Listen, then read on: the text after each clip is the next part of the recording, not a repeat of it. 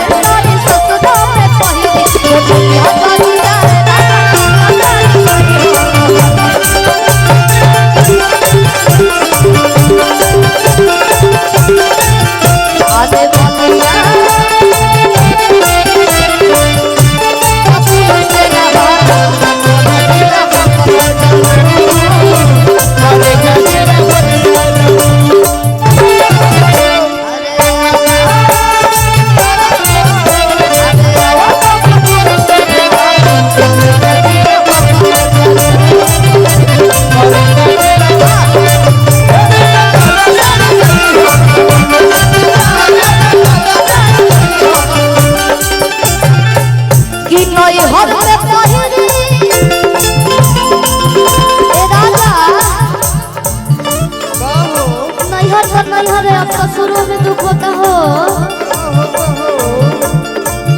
नैहर में हमार भौजी परेशान करत रहे, अब एने तार भौजी परेशान करत रही हो।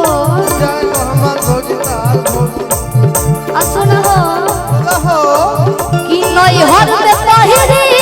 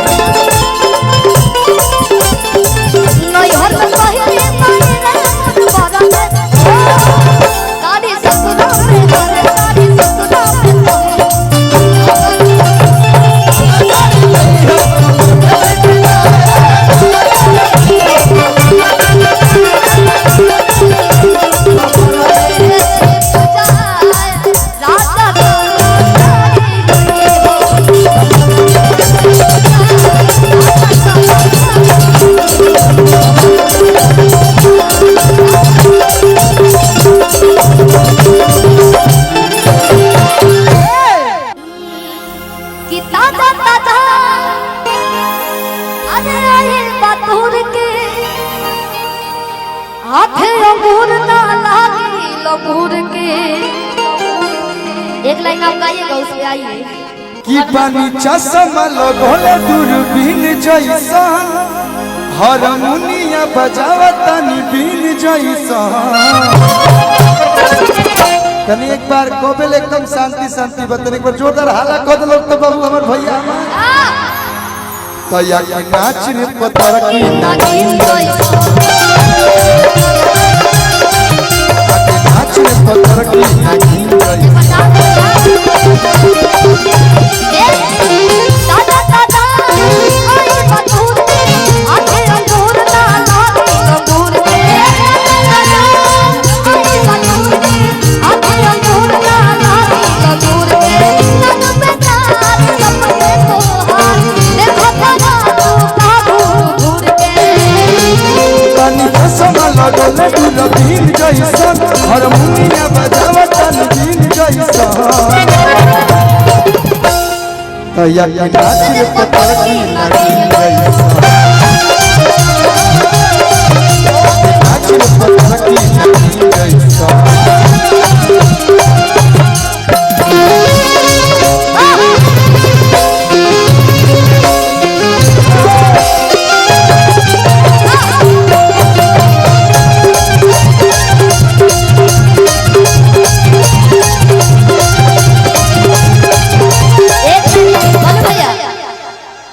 कि गुंडा पे कौन ते भंगाता रे, कि गरम मिजाज में तेल लौकता रे। बोले न बोले हमारा में कौन चूक लगेला। वो की बोल न बोल हमारा में कौन चूक लागला। कि साउथ के हीरो वाला लोग लगला, कि साउथ के हीरो वाला लोग लगला।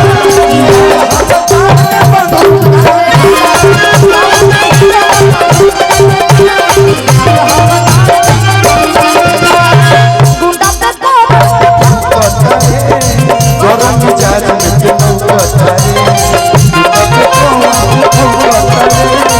गरम मिजाज में तेल लौकता रे। बोले न बोले कौन चूक लगला। साउथ के हीरो वाला लोग लगला।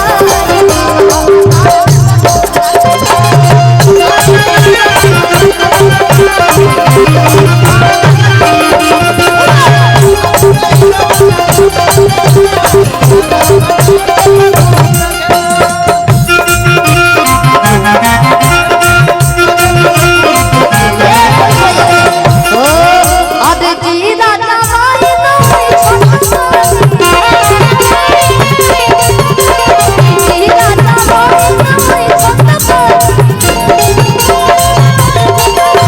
हिला देला सजते हुए नजरिया, हिला बाबा राजा से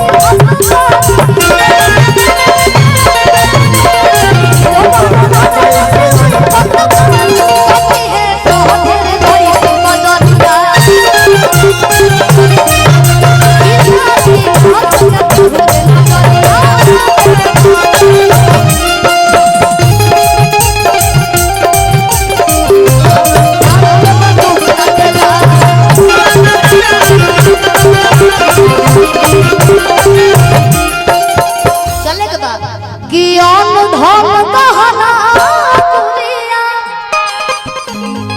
अरे बातिए देहाप जी। गाँव में मेरा रुपये सब रउआ जाई परदेश कमाई कोनो बात नहीं खे। रउआ 5 साल बाद आए, 8 साल बाद आए अगर जे, लेकिन कोनो मेहरारू से लड़की से चक्कर चल तो नाती के बेटा कहा हमला पूछ दे। कैसे कि अन धन दहना बाती रे देहाप जी।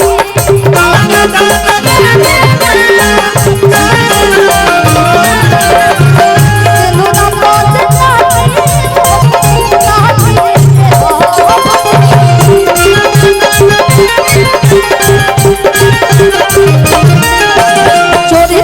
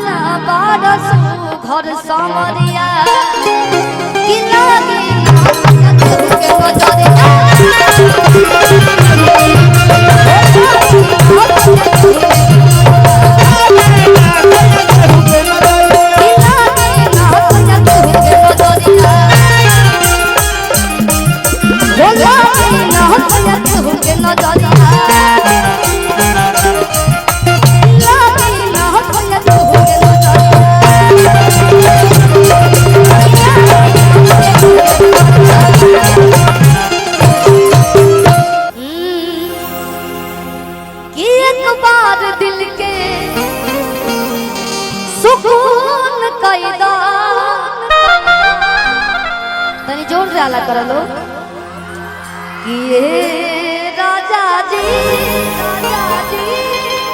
एगो खून कैला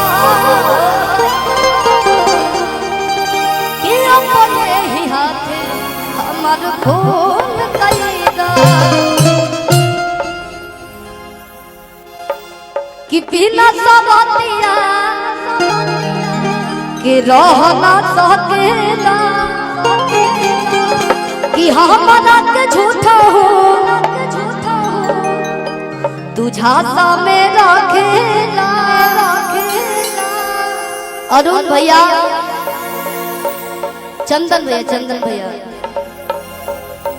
हीरा मोती हाँ हीरा मंडी क्या बात है हीरा मंडी मैं शिव की कमाई है मेरा लूटी कि बिना सबतिया कि रहना सकेला गरीब मंजेश भैया कि हमरा के झूठा हो तुझा सा में रखेला अरे जिंदे नहीं देखे के पड़ता कि एक से लिख चली जैती दक्षिण घाट कि एक बार दिल के सुकून कैला कि ये राजा जी सुकून कैला ओ नहीं आते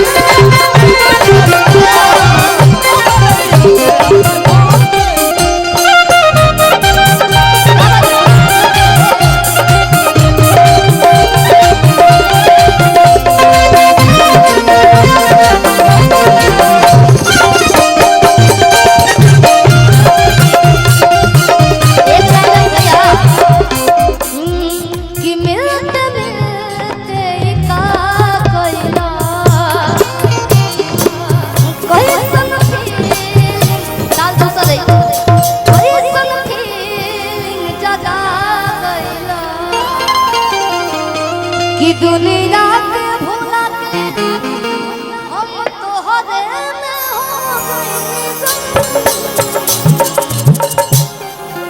कि जो मेरी रूह को चैन दे प्यार दे वो खुशी बन गए हो जिंदगी बन गए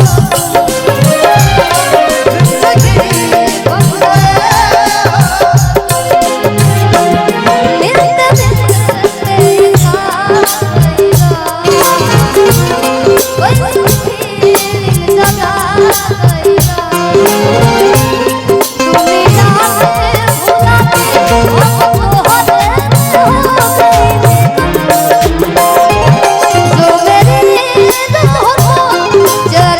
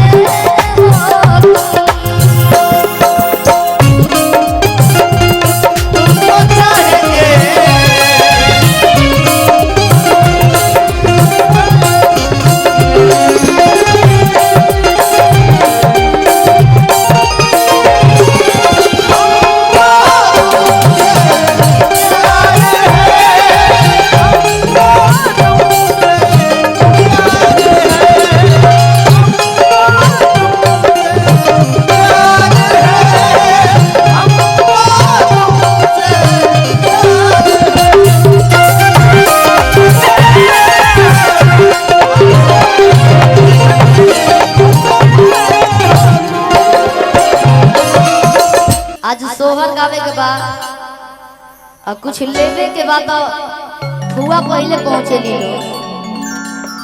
तो हमें घर के बाबू के फुआ लागा हमने के कल्लू भाई से भाई बहन के रिश्ता बा तो घर में शादी ब्याह चाहे लड़का उइका होले तो फुआ पहले आवेले तो पहले हमरा के नेवता जइया भइले बाबू तो या खुदे नेवता दे देले कहनी कि जल्दी बोलाई सोहर गावे खातिर। अब मंदिर में फुआ लोग बैठल बा तो जौन लेग पहले हम लोग तन बंटवारा कर देब लोग शिल्पियों के कि बाहर निकलल में क्यों तो बात हो गइले अरे पहिले रहले काजू क्यों खराब हो गइले कि अब तो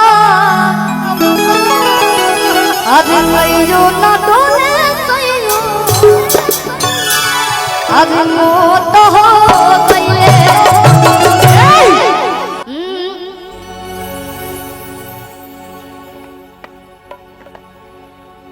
कि पातर कोरे होया डोले हो कि नदिया के बीच जैसे नैया कि ओ सही मोर सैया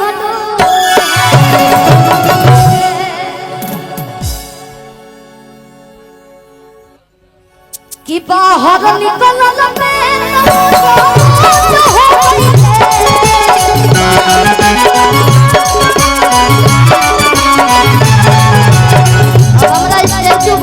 खाली आगावे के बाला बाहर निकलल में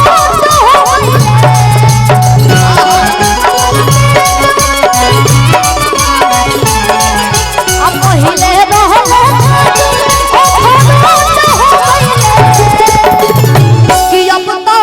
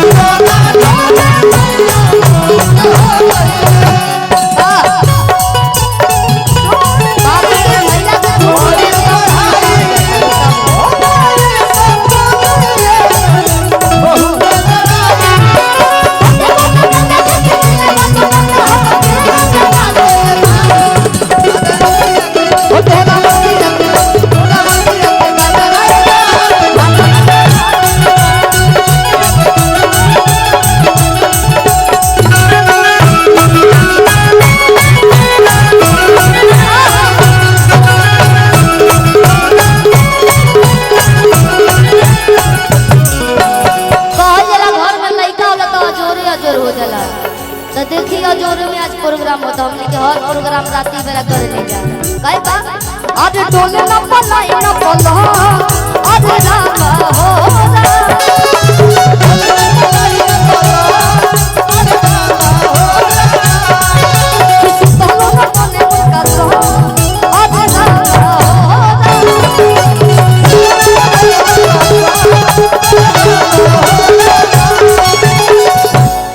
कि पहिले रहो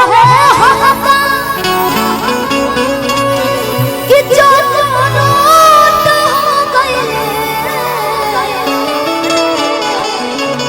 कि पहिले रहो